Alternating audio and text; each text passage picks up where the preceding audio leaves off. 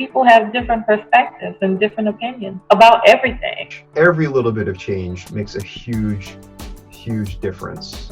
We're mostly all taught how to compete. We're not taught how to cooperate. Then they can start to have conversation to get to a place of resolution.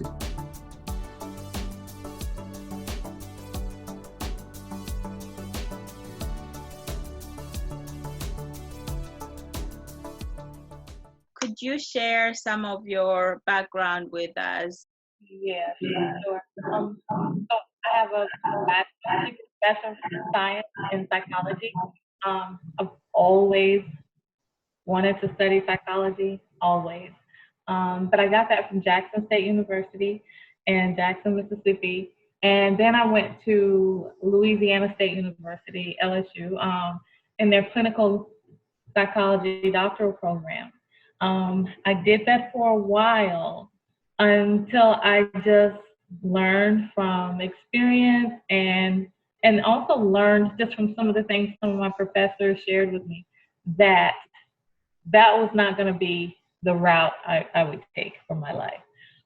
Took a little time off, explored, and decided to study public health at Tulane. And I loved it. So I worked in healthcare in various administrative capacities for a few years. Enjoyed it very much. And then kind of shifted a little bit. Actually had an opportunity to seek public office. So I ran for office in Mississippi, in Hinds County, Mississippi. It was a fantastic experience. I learned a whole lot. Did not win, but it's okay. I wasn't supposed to. But then that led to another opportunity with the Secretary of State's office in Mississippi in elections. So I did that, learned a lot, great opportunity. It transitioned into something else, actually back in healthcare. That was probably what at the time I considered to be like the best job ever, because it kind of pulled all the things that I had done. It gave me, I had a lot of autonomy, a lot of freedom. I was getting paid what I thought I deserved. Right. Had a fantastic boss, the kind of boss you dream about that's like, look, tell me what you need.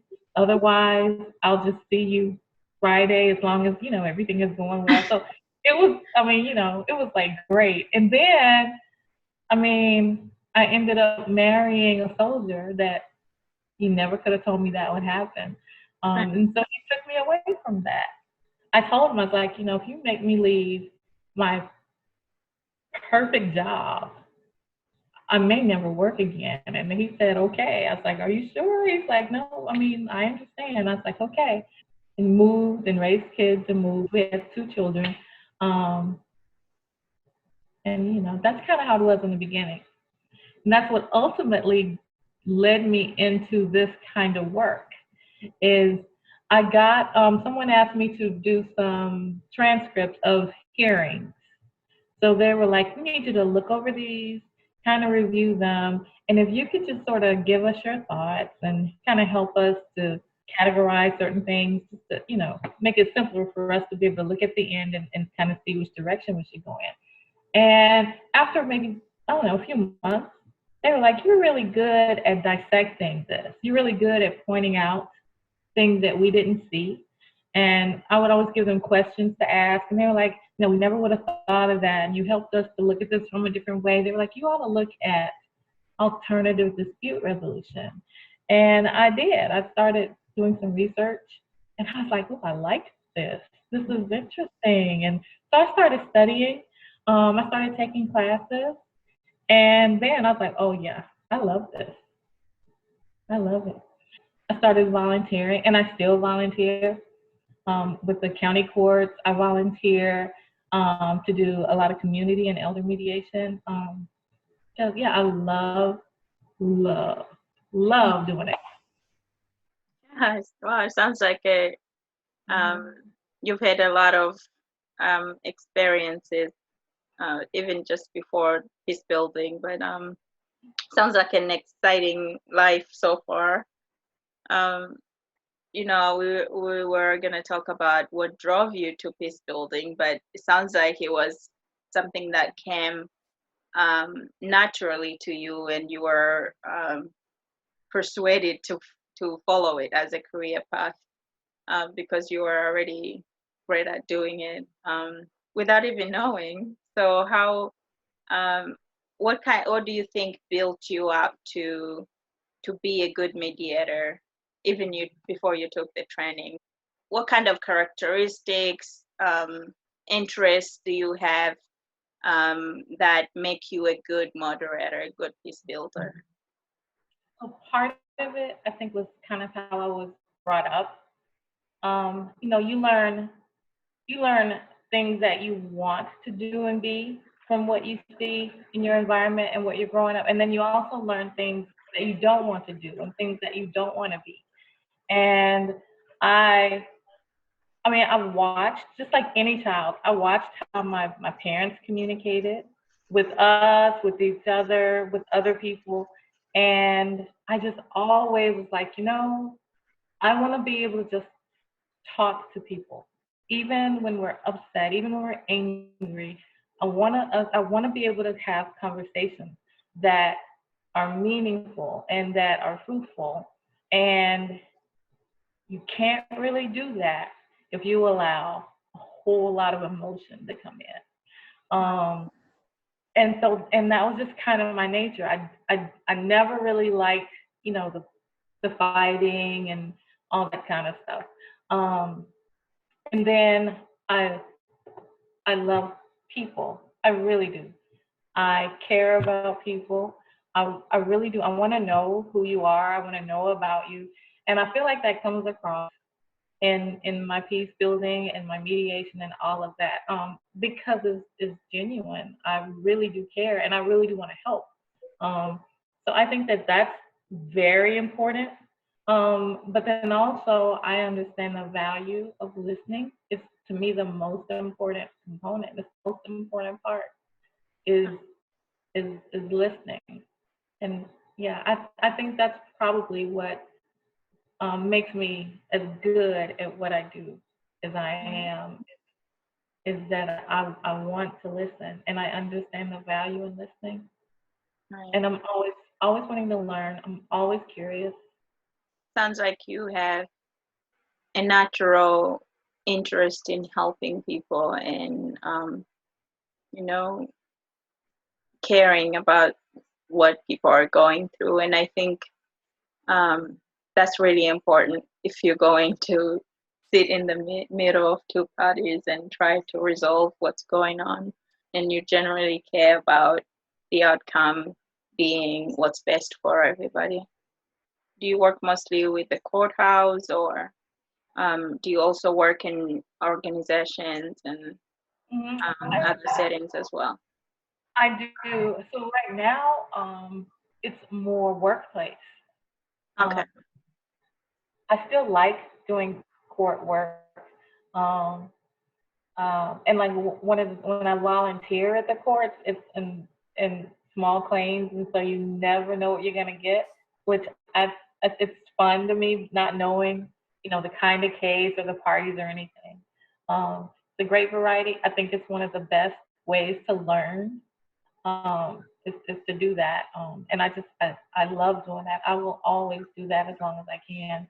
But I do a lot of workplace. I like doing some family conflict management.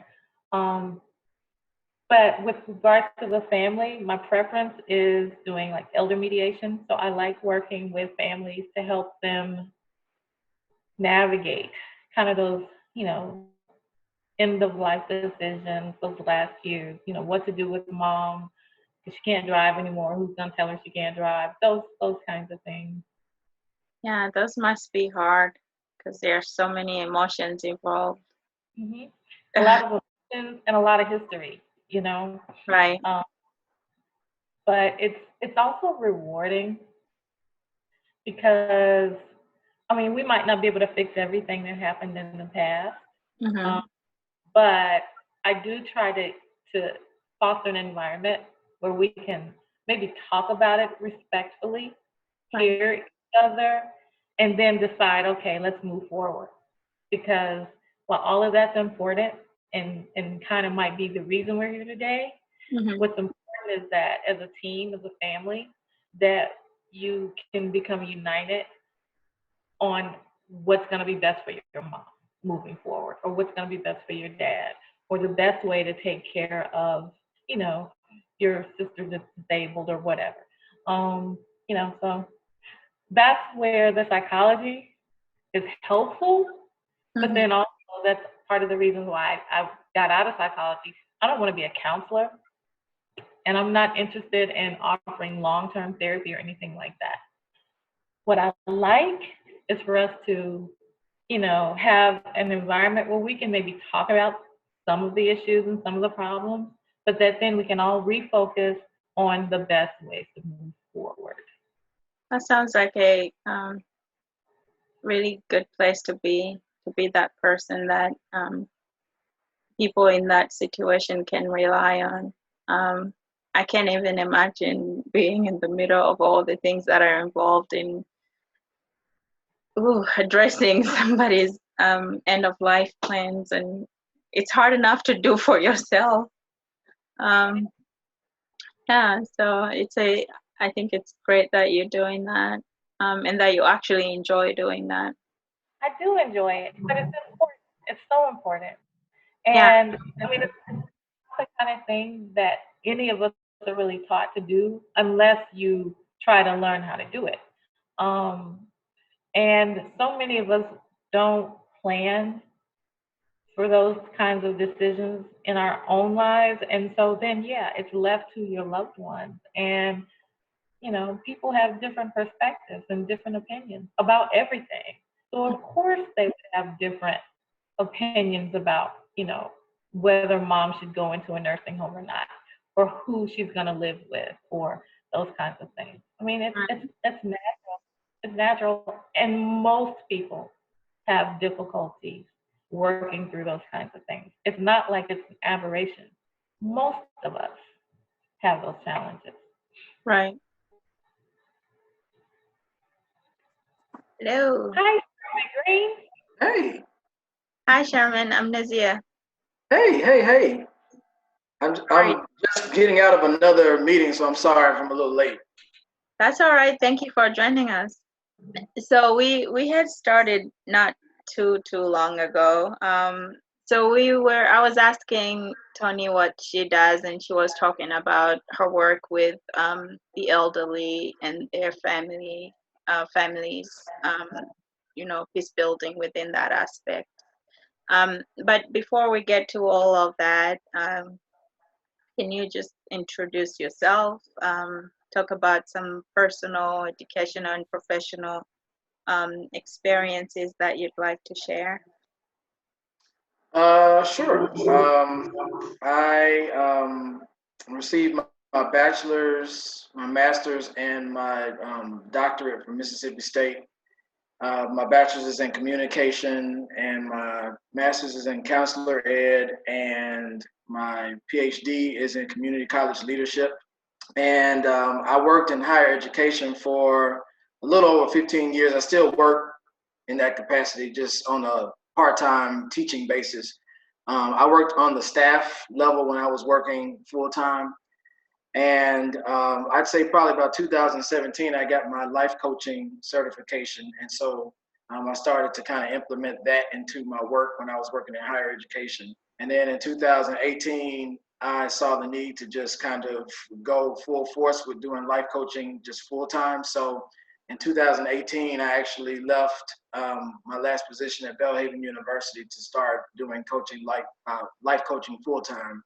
And I think shortly after that is when I started to connect with Pollock Peacebuilding, and have been doing conflict resolution coaching, and started my own business strategic directions, where I work with businesses and organizations ranging from school systems to nonprofits. I'm currently doing some work with a nonprofit and another public school. So I do a lot of work as it relates to kind of the components that are involving non-partial employees to come in and do like some focus group stuff to get actual information for certain surveys or certain projects or strategic plans that they're having to implement.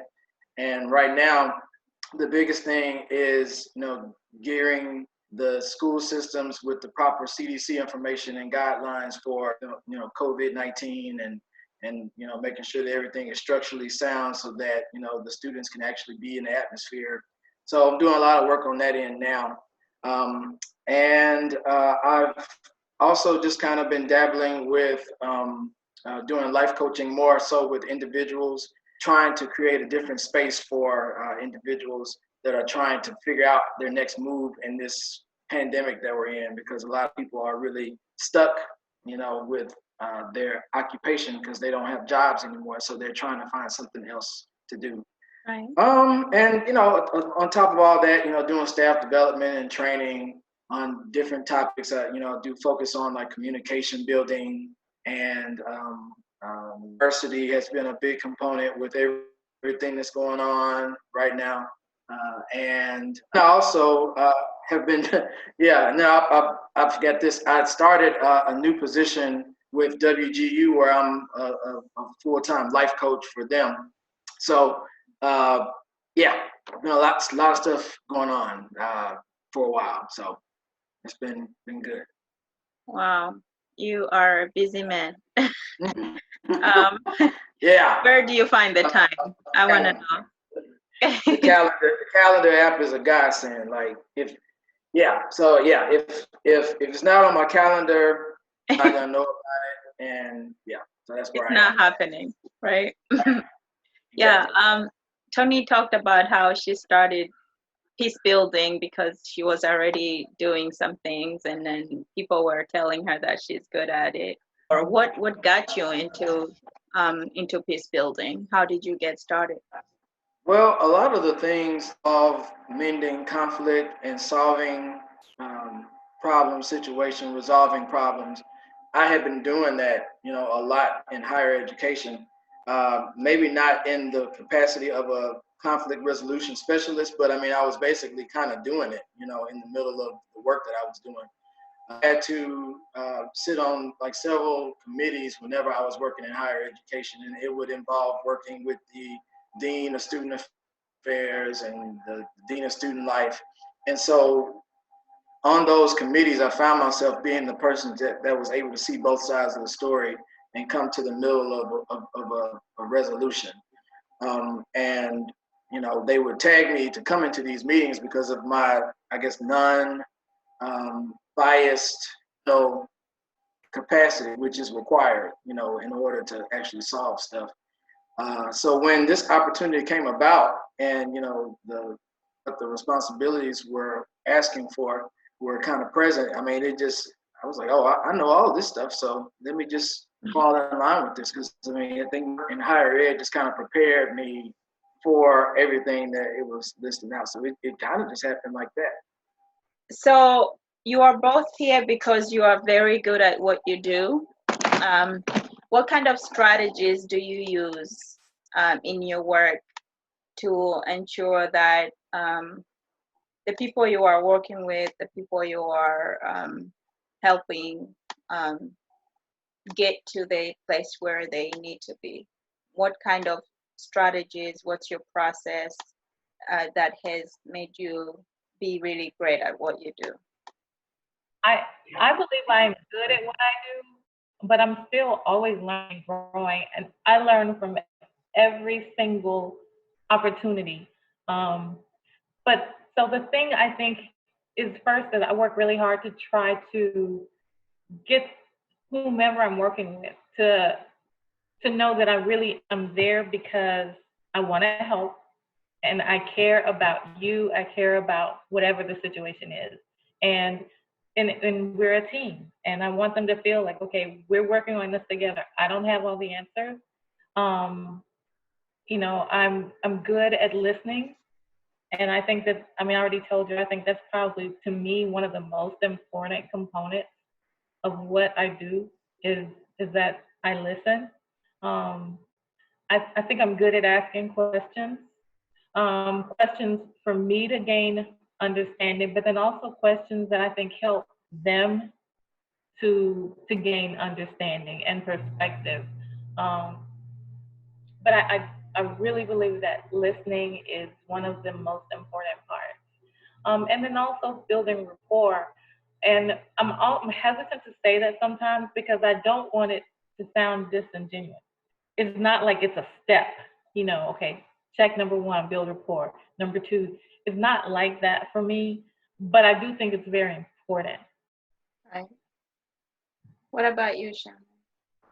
I think being able to just listen and, well, I mean, Tony said that part for sure. It's very important to listen, but it's also very important for me to make sure that they are being guided in the right direction with the right questions that you do ask. Because, essentially, like with life coaching, I mean, they have to provide the answers. They have to find the answers that are better, that are best suited for them. So I think just asking the right questions, having them to just kind of internalize what's going on, having them to be truly, truly honest throughout the entire process, being able to be accountable for the things that, are being done, because it's taking more than one person to create the conflict. It's not just one person. It's not just one side. It's always going to be different parts to it. But I think making sure that the person, the client, is honest and truthful about their actions so that you can continue to move forward towards the whole journey. And asking the right questions at the right time is really key for them to, kind of understand the whole big picture of what's going on. I found that to be very beneficial. I think rapport does go a long way. Being able to be somebody that people can talk to truthfully and honestly is important. That's always kind of helped. But you will, of course, find people who don't really feel comfortable talking about things, and that's fine. They eventually will throughout the process. But I've always found that just being present and just being someone that's really relatable kind of goes a long way. Making dialogue that makes them feel comfortable so that they can move forward as much as possible. I think all of those things are really good qualities to really make the process as beneficial as possible. All right. Thanks for that. And since you work as a life coach, does that entail mostly work that you do with individuals, or does life coaching? Because there are so many terms within peace building that I'm always trying to figure out what applies where. So life coaching, I've always seen it as something you do with an individual. Somebody is going through, like you said, a job loss, and they want to figure out what their next step should be. Is that what you do? Is it with individuals? I know you also work with organizations, but is that different? Can you explain that to me? So in the individual side, it can vary from, a lot of different things. So if they are, trying to find a new job and that's what they want to focus on, then that's what we'll talk about. But I also have, clients who are divorced and they're trying to figure out their new life as someone who is divorced. Like, how do they go forward, with their life from this point on? So that's the goal that they want to set. It's really just about what type of goals that they're trying to set for themselves in that moment, and trying to assist them along their journey wherever they're wanting to go. So for the first meeting when we meet, we just kind of talk about where they are presently and where they're wanting to go throughout this process, and we'll focus on whatever that is. But as it relates to businesses, I will be hired to, kind of help out with whatever specific goal they're trying to reach. So if they don't have enough diversity amongst their staff, then they would hire me to come in and try to ask the right questions. Well, what's going on here, and what's going on with this mission that you all have, and what are the values that you all are trying to, establish within this whole business. And, once we kind of get those things laid out, then we move forward to moving towards the goals that they're trying to reach. So if they are trying to get more diverse staff on staff, how is the hiring process? How are you all choosing to funnel your employees when you all are selecting employees. Looking at things like that. As it relates to like school districts, as I've said, specifically speaking, what are you trying to do here? What's the goal? Well, we want to get more outreach in the community, but we don't know how to do that. And then I asked the right questions, and I'm just kind of speaking on the experience.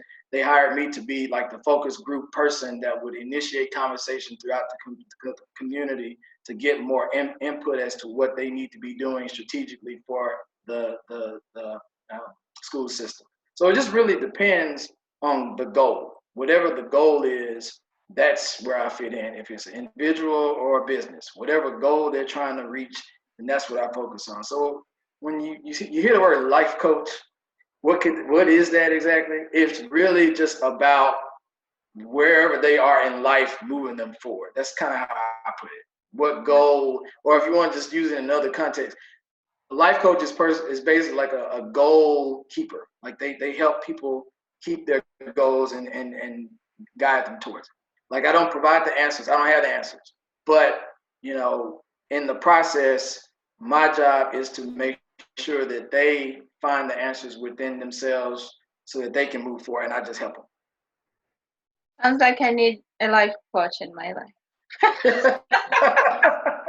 You know, most people say that, but you know, it really just depends on where you are. Because some people say that, but really they're fine. They just probably need somebody to just kind of guide them a little bit. But Yeah. I have some people that really do need it. Like as far as just not having anything to kind of put into perspective. But it just depends. It just depends. People say that. I don't know. Right. So I want to come back to the questions that you both talk about when you are dealing with a situation where you need to help people realize their path, basically. But before we get to that, can you both talk about what you do with PPS? I do peacebuilding, conflict management. So like within a workplace or family or whatever, if there are two parties or three parties that actually have a conflict, miscommunications that have kind of festered and are damaging the relationship and hindering progress, whether it be work progress, relational progress, that kind of thing. So I do that. I work with parties for that. And those tend to be shorter term, meaning something that we can work on over maybe 3 sessions. I do coaching when there are parties that it's kind of a longer process because lots of damage has been done, particularly when the relationship is gonna be there. I mean, if someone is gonna stay on in this particular job and you know they can't communicate at all with whomever, then PPS will actually assign different peace builders to coach various parties. And so I will do that, and that's long term. It's probably what I like the most because we actually get to know each other more. We get to set goals that we want to work on that tend to go beyond the actual conflict. So we work on communication. We work on managing emotions, all those kinds of things. And so I love the coaching aspect. And then also have been doing training with organizations on conflict management, on de-escalation, diversity, those kinds of things. So it's fun. I like all of it. I like the variety. Sounds great. It's challenging, and I feel like I'm growing. Every new experience is just that. It's a new experience and a new way to learn. That's great. And how long have you been with PPS? April was a year. April Okay. 2 was a year. Oh, nice. Mm-hmm. What about you, Sherman? What is your role with PPS? At one point in time, I did a lot of work with a college here in the area, doing some conflict resolution I actually started that, I think, May of 2019, and right at March of this year, had stopped working with them in that capacity. In that particular job, I was going on a week-to-week basis or every other week basis, and touching base with the staff there, where I would talk to them and try to move forward with an ongoing situation that was kind of going on for quite some time in that capacity. And I've also done some work with a lawyer firm here, and currently I am doing some work with, I believe, a nonprofit based out in Baltimore. For all three jobs that I've done, it's been just working with people in a working atmosphere that are having ongoing conflicts on the job, kind of centered around maybe one or two people, and kind of focusing on that. So that's kind of what I've been doing in the time that I've spent. And I actually started also in April of 2019 is when. Okay.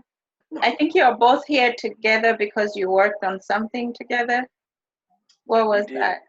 We got to work with the board of directors for the National Association of Black Journalists. And I mean, it was a great opportunity. We had not met in person, but we were able to collaborate. We put together, I think, a very good training. And that's what they wanted. They wanted some board training for their, I think it was their midwinter conference. And they talked specifically, they told us they wanted training on conflict management, communication skills, and that's what we did. Sherman developed part of the training, I developed part, we collaborated. He was very helpful in reeling me in because, I was like, well, I want to add this, and he was like, I think we have enough. I think this is good enough. But yeah, it was a great experience. It really was. Tony's right. I mean, we had it was a great experience. It was a great opportunity to meet people that we probably would never have under normal circumstances, and just really just be acclimated to a different type of conflict. I would say it was very different. Right.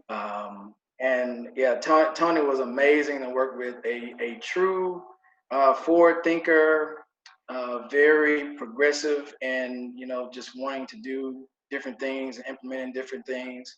And so it was a perfect combination of just the experience to have and to have under your belt, and then to do some good work with a really good person. So it was really, really great. I always want to hear what sort of challenges you face as a peace builder. So let's start with Sherman. If you can talk about any challenge that you think you've seen most in your career as a peace builder.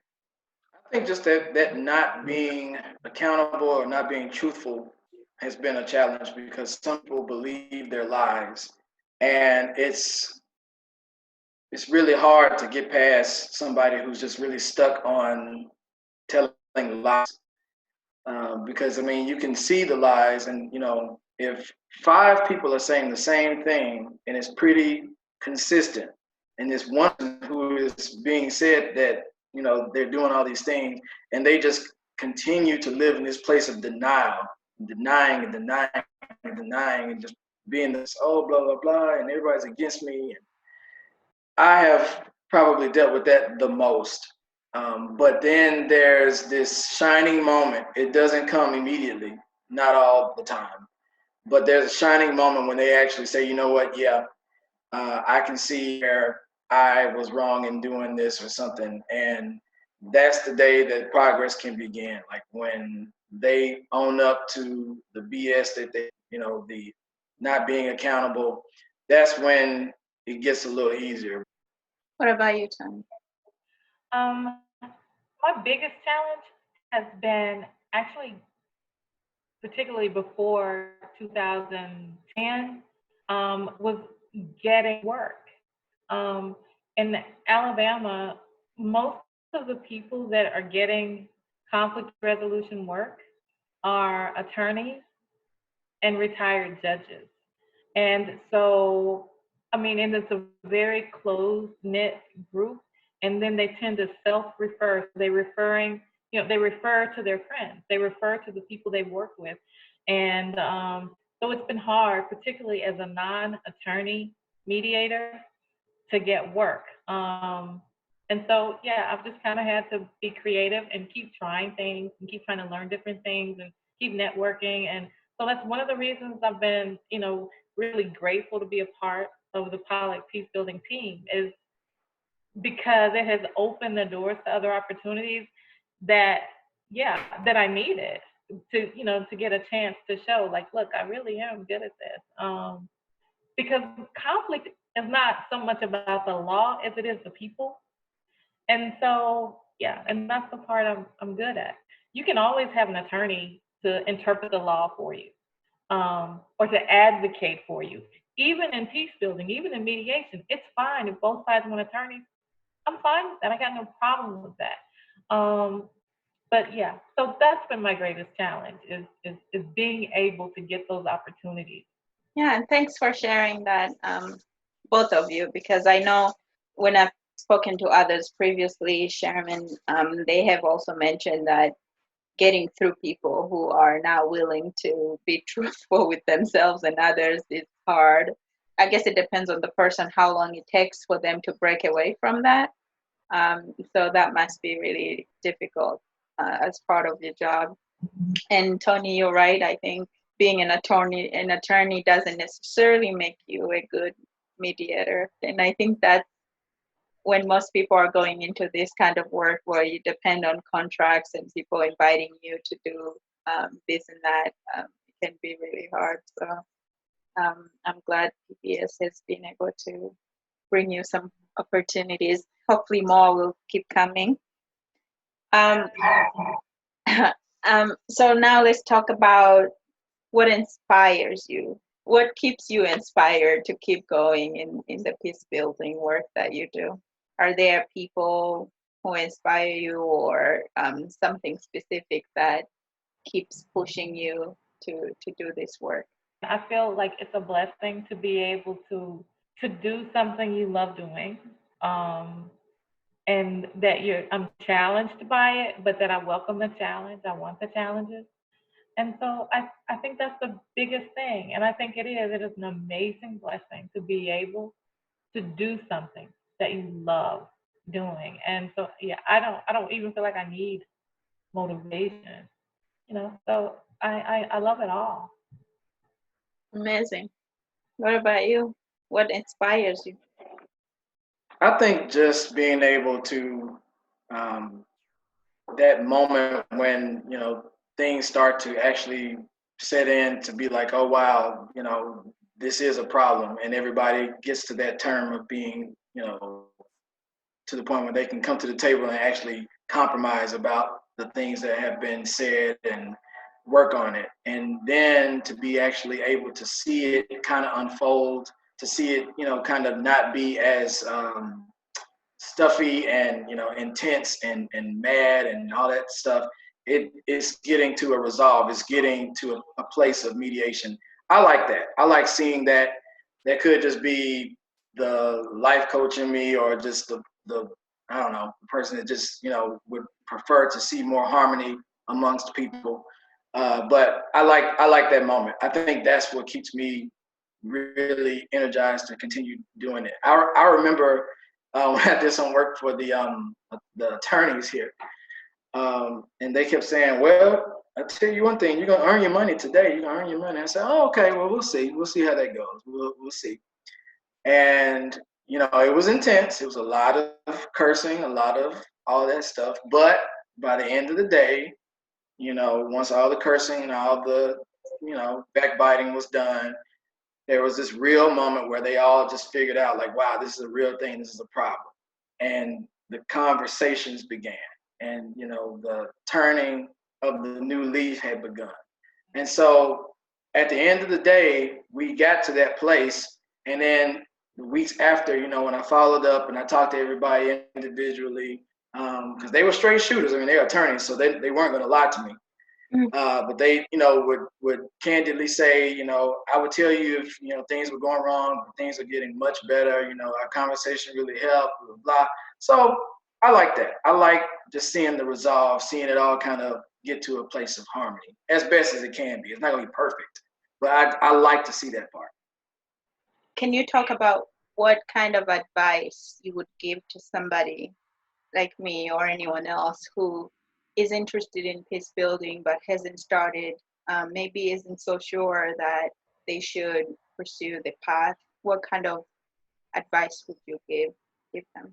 I would just say look in your area, look for training, or look online for a training that you could do to get started and see if it's what you like, what you thought it might be. And then you can always talk to people, ask, what do you think? Do you think I'd be good at it? What do you like about it? The exact same thing you're doing right now. Right.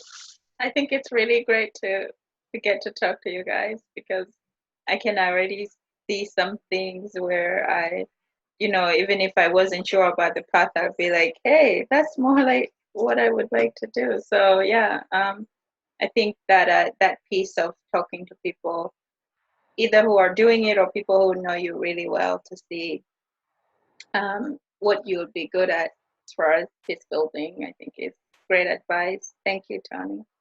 I would say if you were serious about it or you were looking into it, maybe just kind of assess how you absorb your own conflict in your own life.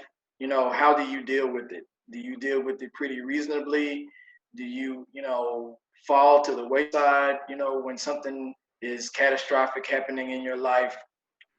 How does it fare with you? Because that's going to also determine how you kind of see yourself in coming in to mediate, that same type of conflict in someone else's life. So if you are someone that, you can't handle being, put in a really uncomfortable situation, or you kind of cave at someone saying something down, or, not having that thick skin, then that might not be the best thing for you, because conflict can be really raw.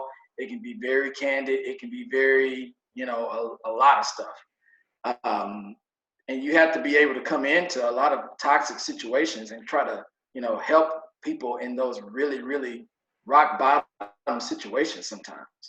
And you have to be able to navigate through that stuff. So I would definitely say, just kind of assess how you absorb conflict first.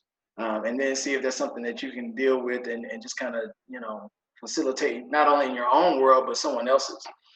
But like Toni said, definitely take courses, get involved with some type of conflict resolution, something, so that you can get a feel of what you will be, getting yourself into, and what does it take? How do you actually solve conflict?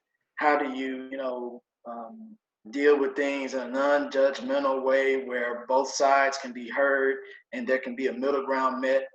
I had a really good conversation some years ago with I butcher this title every time. I think it's ombudsman. Is that right? Ombudsman. Yes.